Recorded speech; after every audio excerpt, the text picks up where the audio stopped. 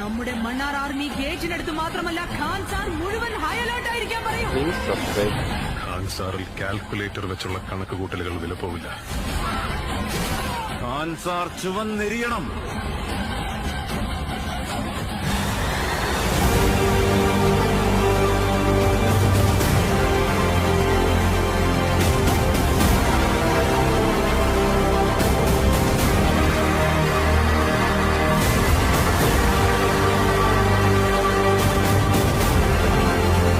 That powerful people come from powerful places.